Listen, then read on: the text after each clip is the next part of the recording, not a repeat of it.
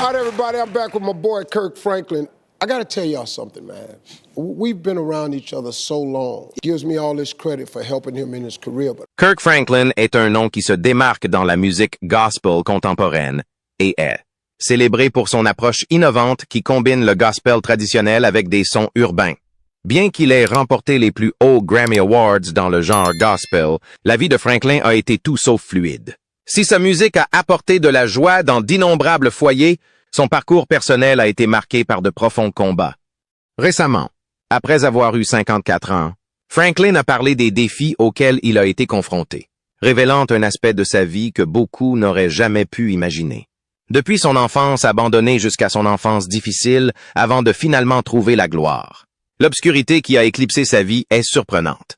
Mais qu'est-ce que Kirk Franklin a caché toutes ces années? Rejoignez-nous pour découvrir les révélations que cette icône musicale a enfin mises en lumière, confirmant des soupçons de longue date.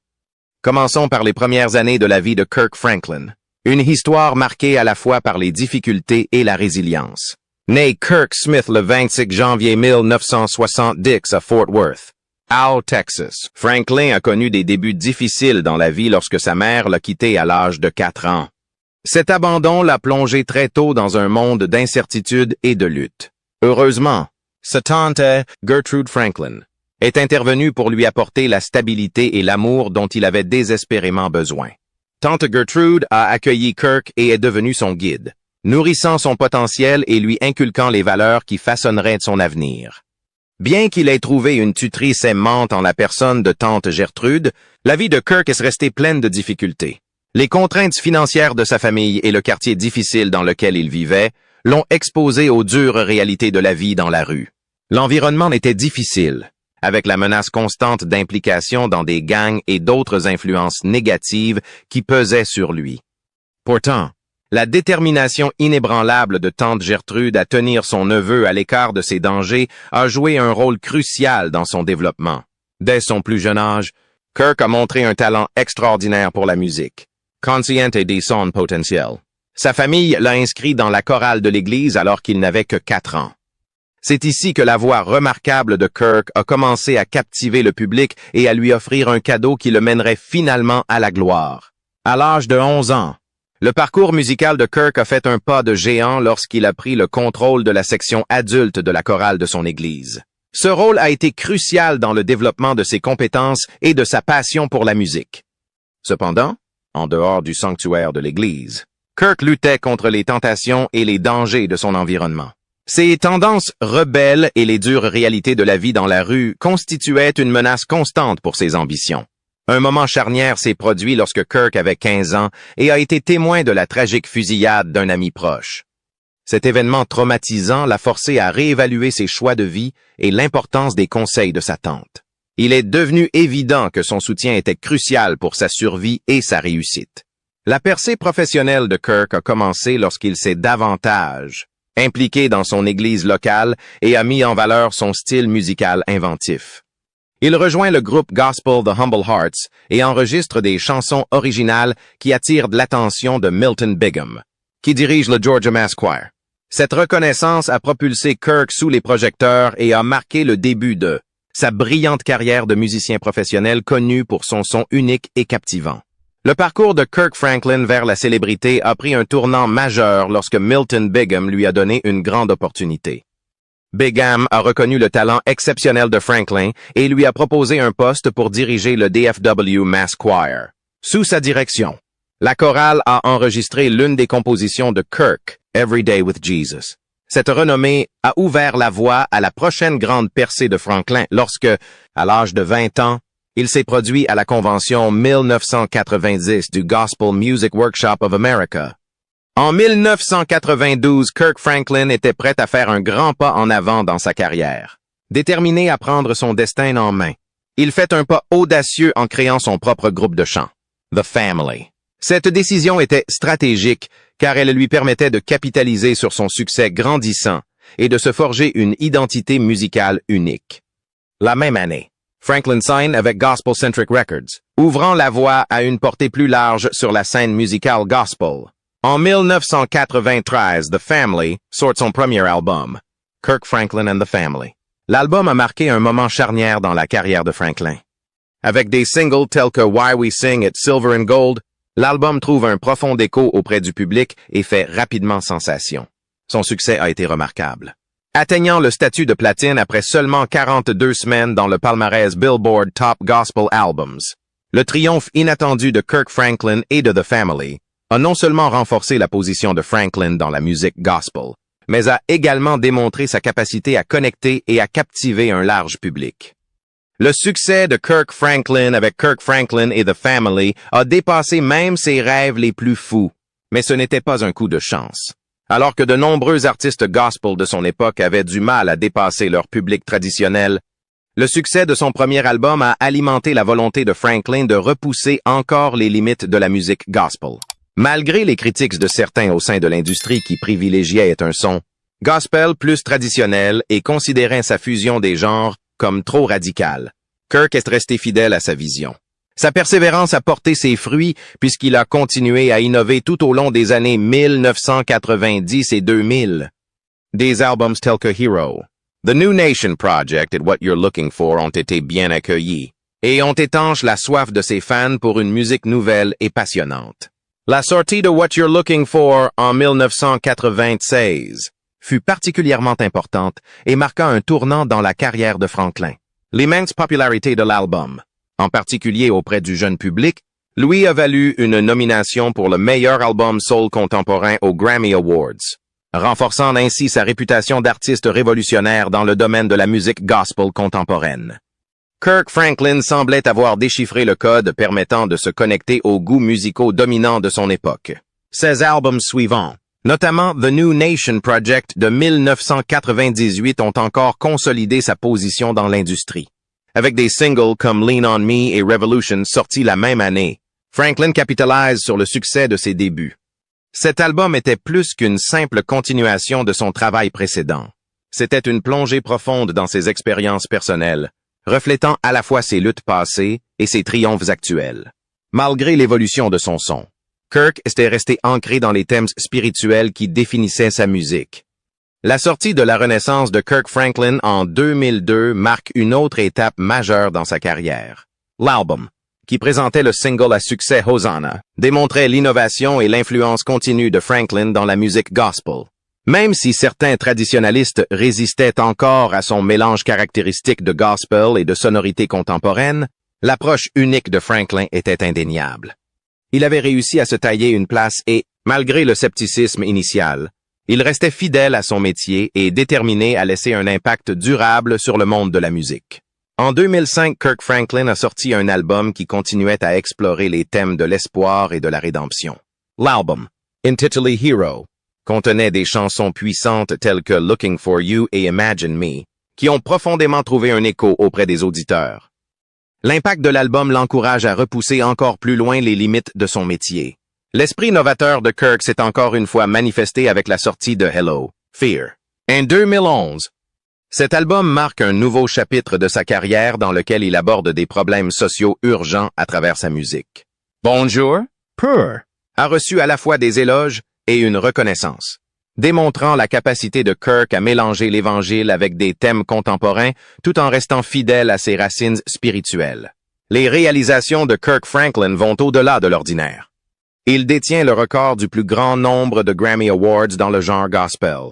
Son impressionnante collection comprend également plus de Dove Awards et de Stellar Awards que tout autre artiste gospel, soulignant son excellence constante et son impact dans le domaine.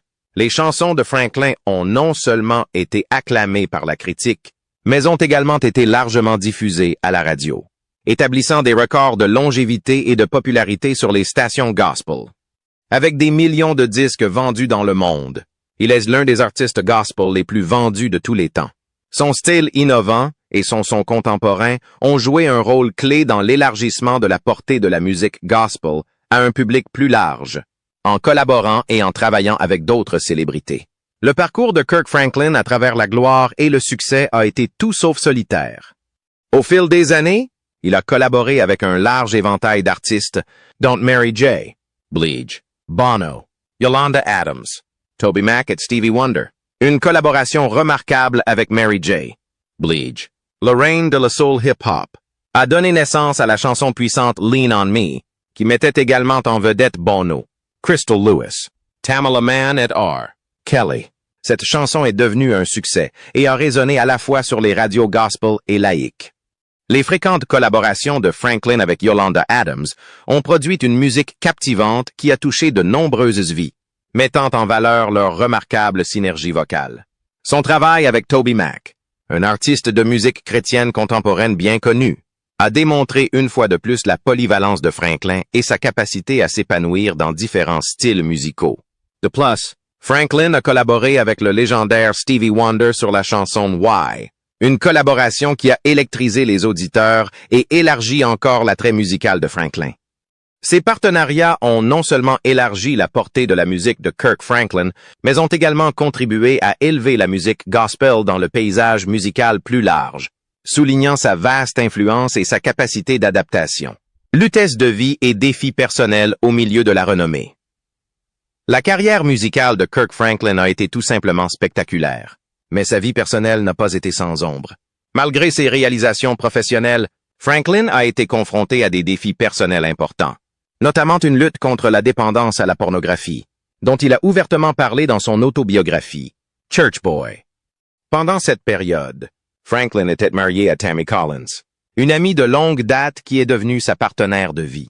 Leur mariage a réuni leur famille, Franklin amenant son fils Carry-On, issu d'une précédente relation avec Kimberly Williamson, et Tammy présentant sa fille Carrington, âgée de 7 ans. Le couple a ensuite agrandi sa famille avec 3 autres enfants, Kennedy, né en 1997, et Kezia, née en 2000.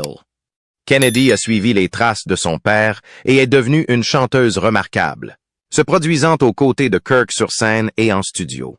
Kezia a également montré un intérêt pour la musique, perpétuant ainsi l'héritage musical de la famille. Le mariage de Kirk Franklin avec Tammy Collins, qui a débuté en 1996, a fait l'objet de procès, en grande partie à cause des luttes de Franklin contre la dépendance à la pornographie. Cette dépendance a eu des conséquences néfastes sur sa foi et sa vie personnelle.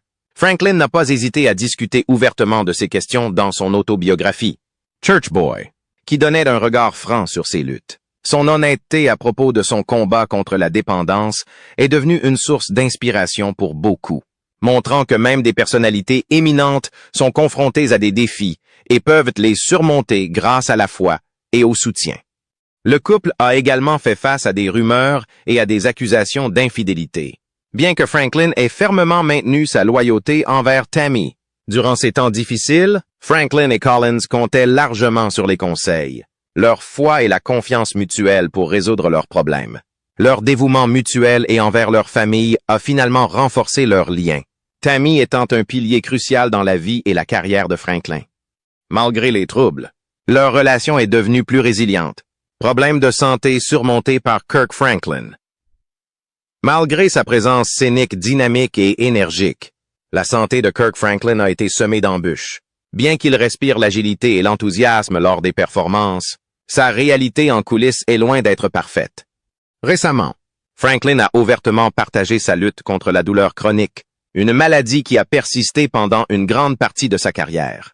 Les exigences physiques de sa profession ont exacerbé ces problèmes, ce qui fait qu'il doit constamment lutter pour contrôler sa santé tout en respectant un calendrier de performance strict. La pression sur sa santé a atteint un point critique le 1er novembre 1996, lorsque Franklin a été victime d'un grave accident à l'âge de 26 ans seulement. Après avoir présenté la première partie de Yolanda Adams dans un auditorium de Memphis, il est tombé de la scène dans la fosse d'orchestre. Lors de la chute à l'auditorium de Memphis, Kirk Franklin a atterri la tête la première, causant de graves blessures à la tête. Il a été transporté d'urgence à l'hôpital avec sa chemise trempée de sang et admis aux soins intensifs. Une situation pénible pour lui et sa famille. Heureusement, le rétablissement de Franklin a été grandement facilité par l'amour et le soutien indéfectible de son épouse, Tammy Collins. De plus, il a été soutenu par une vague d'encouragement de la part de fans du monde entier, qui l'ont inondé d'appels téléphoniques, de cartes postales et de félicitations pendant son séjour à l'hôpital. Motivé par un fort désir d'assister aux prochains Stellar Awards, Franklin s'est concentré attentivement sur son rétablissement. un mois seulement après son hospitalisation. Il fait un retour remarqué lors de l'événement. Sa grande performance a non seulement fait la une des journaux, mais a également marqué un retour triomphal sous les projecteurs.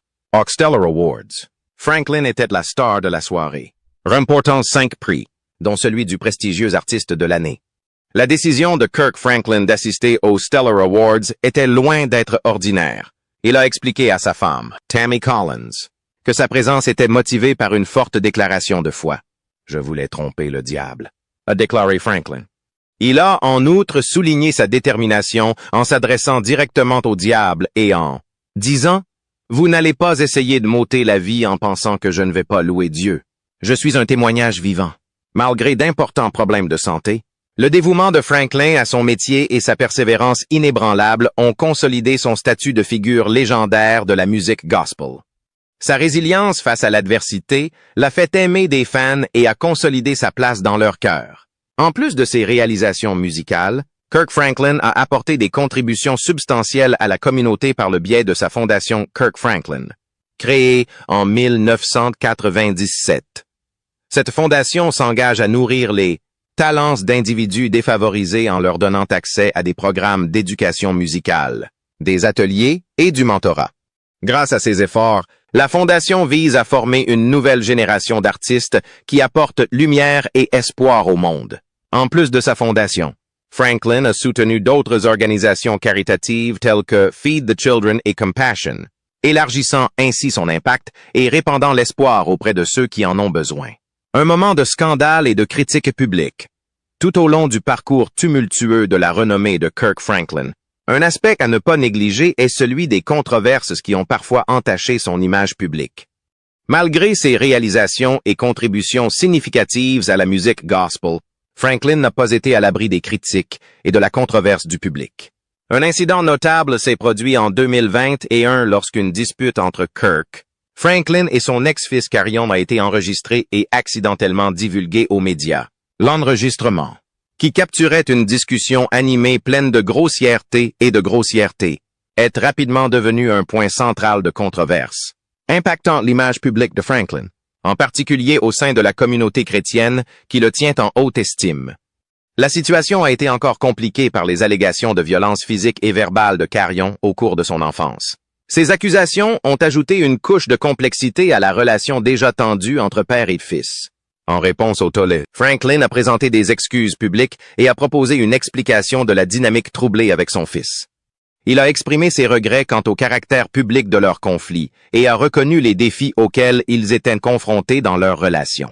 Malgré la controverse, Franklin et Carion ont publiquement démontré leurs efforts pour réconcilier et réparer leur relation. Alors que les problèmes très publics de Kirk Franklin avec son fils Carion attiraient beaucoup l'attention des médias, un chapitre encore plus intrigant de sa vie se déroulait. Pendant une grande partie de sa vie, Franklin a lutté contre l'absence de figure paternelle, le laissant avec un vide profond et d'innombrables questions sans réponse sur l'identité de son père. Le rêve de Kirk Franklin de rencontrer son père devient réalité à l'âge de 53 ans. Dans un documentaire profondément personnel et révélateur intitulé Father's Day, A Kirk Franklin Story, l'icône du gospel Kirk Franklin invite les spectateurs à le rejoindre dans un voyage émotionnel pour découvrir l'identité de son père biologique et discuter de sa relation tendue avec son ex-fils. Le film s'ouvre sur un retour poignant sur les débuts de Franklin, marqué par l'isolement et la solitude. À l'âge de 4 ans, il fut adopté par sa parente éloignée Gertrude. Alors âgé de 64 ans, sans frères et sœurs ni famille élargie à proximité. Franklin décrit ses premières années comme profondément solitaires. Il n'y a jamais eu un moment où je n'ai pas su que j'avais été adopté. Cela a toujours été un cadre de qui j'étais, reflète Franklin dans le documentaire. J'ai été élevé seul. C'était terrible. Le documentaire offre un regard sans faille sur l'éducation de Franklin et sa relation tumultueuse avec sa mère et son ancien fils. Il documente également le processus de création de son nouvel album, Father's Day, qui sortira le 6 octobre et comprend des chansons comme Try Love et All Things. Pendant la production du film, des rumeurs sur le père biologique de Franklin ont commencé à circuler après les funérailles de sa tante, un rassemblement auquel il ne voulait pas assister en raison de la présence de son ex-mère, qu'il n'avait pas vue depuis 23 ans. Lors des funérailles, un homme qui avait déjà fréquenté la mère de Franklin a été présenté comme un possible père biologique, ce qui a suscité des spéculations et des intrigues. Après les funérailles, des rumeurs sur le père biologique de Kirk Franklin sont parvenues à sa mère, qui l'a immédiatement contacté pour rejeter ces allégations. Pendant ce temps, l'homme, qui serait le père de Franklin, a également proposé de fournir un échantillon d'ADN pour régler les spéculations une fois pour toutes. Le segment documentaire de 35 minutes révèle que Richard Hubbard, un homme qui vivait près du studio d'enregistrement de Franklin, a été confirmé comme étant son père biologique grâce à des tests ADN. Cette révélation a été un choc profond pour Franklin, qui en était devenu à croire que Dwight Allen, décédé en 2020, était son père. « J'ai enterré l'homme que je pensais être mon père », se dit Franklin. « J'ai pris l'avion pour Houston et j'ai fait la paix avec lui après avoir reçu un appel téléphonique anonyme en 2017 me disant qu'il était en train de mourir d'un cancer. Lorsque Franklin a reçu les résultats positifs du test ADN à 999% confirmant que Hubbard était son père biologique, la réaction de Franklin a été celle de l'incrédulité et de la peur. Submergé par l'émotion, il s'est exclamé « Cet homme est mon père? Est-ce que ma mère m'a encore menti? » Cette révélation causa une profonde douleur à Franklin, qui avait beaucoup souffert dans sa jeunesse du manque de conseils paternels. Il s'est plaint. J'ai lutté avec l'amour, l'intimité, la foi, l'identité, et pour savoir que la réponse était à moins de 10 minutes. Tout ce que j'ai toujours voulu, c'était un père. À la suite de cette découverte, Franklin a recherché sa mère biologique pour réaliser un documentaire afin de la confronter à la vérité. Malgré des preuves accablantes, elle a insisté sur le fait que les résultats du test ADN étaient incorrects et a demandé un deuxième test de paternité. Le deuxième test confirma une fois de plus la paternité de Hubbard. Le documentaire retrace la première rencontre poignante entre Hubbard et Franklin. Malgré la tourmente émotionnelle, Franklin n'a exprimé aucun ressentiment envers Hubbard, qui a été tout aussi stupéfait d'apprendre son lien avec Franklin. La révélation de Kirk Franklin sur son père biologique l'a fait réfléchir. À quel point il avait été proche d'avoir une figure paternelle dans sa vie. Il ne savait pas qu'il avait un fils, et je ne savais même pas que j'étais si proche d'avoir un père. J'étais si proche d'avoir un père, a déclaré Franklin. Sa voix empreinte d'un mélange de tristesse et de désir. Je voulais tellement un papa. Qui suis-je? Parce que je ne me suis jamais connu que brisé. Franklin a trouvé déroutant que, bien qu'il ait grandi dans une petite communauté très unie, l'identité de son père biologique lui soit restée cachée. Ce petit bébé a été déposé dans un quartier où tout le monde se connaissait. Mais on ne m'a jamais dit qui était mon vrai père, a-t-il noté, soulignant son sentiment de perplexité. Tout au long de sa carrière, Franklin a souvent lié ses luttes personnelles et sa quête d'identité à son éducation difficile. Cette nouvelle connaissance de son père biologique a conduit à une percée émotionnelle majeure. Non seulement pour Franklin, mais aussi pour son ex-fils Carrion, âgé de 35 ans. Leur relation fracturée a fait de la une des journaux en 2020 et lorsque Carrion a divulgué un enregistrement d'une vive dispute entre eux. Le documentaire révèle un tournant plein d'espoir dans leur relation. Franklin partage avec Carrion la nouvelle de son grand-père nouvellement découvert. Une révélation qui ouvre la voie à la guérison et à la réconciliation. Mon fils est une belle âme. Il y a des pans de sa vie qu'il souhaite partager. Je suis vraiment très fier de le voir à sa manière, a déclaré Franklin à People Magazine après la sortie du documentaire. Franklin a exprimé son optimisme quant au parcours de Carrion, soulignant les difficultés et le potentiel de croissance de son fils. Il commence à révéler et à témoigner de ses combats, de ses propres combats face à certaines choses qui lui ont parfois coûté beaucoup d'argent. Je sais que beaucoup de jeunes hommes noirs luttent contre les mêmes choses. Et à mesure qu'il continue de recevoir de l'aide et de la guérison, il en aidera beaucoup. Il a moi, et maintenant son grand-père, qui sera là pour l'aider de toutes les manières possibles. Dans le documentaire, Franklin s'adresse également à ceux qui ont subi un traumatisme similaire. Je dirais à tous ceux qui, comme moi, ont vécu une histoire de traumatisme. Je tiens à vous rappeler que vous méritez bien plus. Si je n'avais pas de musique sur laquelle travailler au milieu de tout ça, je ne pense pas que je m'en sortirais. Les gens avec qui je travaille sont devenus ma famille, a-t-il déclaré. Le documentaire, qui accompagne le premier nouvel album solo de Franklin depuis 2019, plonge profondément dans son parcours personnel. L'album et le documentaire. Intitulé Father's Day, explore les thèmes de la perte, de la découverte de soi et de la rédemption. Franklin décrit le titre comme ayant une triple signification. Cela représente ce qu'il a manqué, où il se trouve maintenant et ce qui a toujours été là. Kirk Franklin a indéniablement gravé son nom dans les annales de l'histoire de la musique, mais son parcours est loin d'être statique. Dans le monde en constante évolution et extrêmement compétitif de la musique gospel, rester pertinent nécessite une innovation et une résilience constante. Franklin a relevé ses défis avec compétence et a continuellement fait évoluer son style musical pour rester à l'avant-garde de l'industrie. Même à 54 ans, sa capacité d'adaptation signifie qu'il y a encore beaucoup à attendre de cette icône musicale. Que pensez-vous du parcours de Kirk Franklin et des défis auxquels il a été confronté? Partagez vos idées dans les commentaires ci-dessous. Si vous avez aimé cette vidéo, n'hésitez pas à aimer, partager et vous abonner à notre chaîne. Et n'oubliez pas de regarder la prochaine vidéo sur votre écran. Vous allez adorer.